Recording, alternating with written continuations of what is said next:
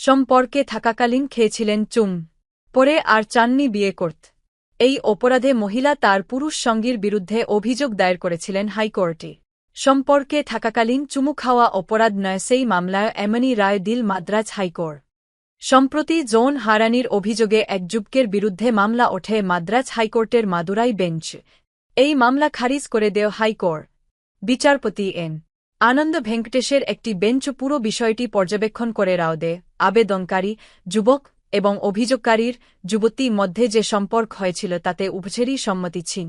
তাই ভারতীয় দণ্ডবিধির ধারা ৩৫৪(১) এর অধীনে এটি অপরাধ হিসেবে গণ্য হবেন।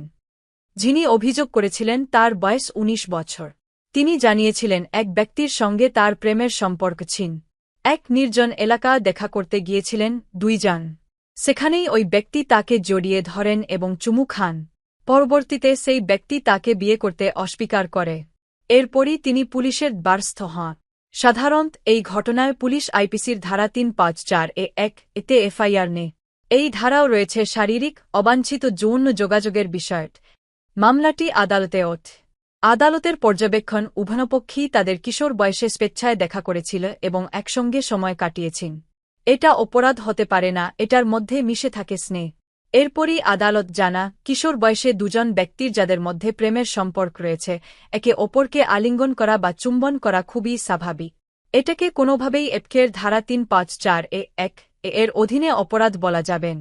এই মামলা খারিজ করার সময় বিচারপতি ভেঙ্কটেশ আইনি বলেন, অনেক ক্ষেত্রেই এই ধরনের মামলা বিপথে চালিত হয়।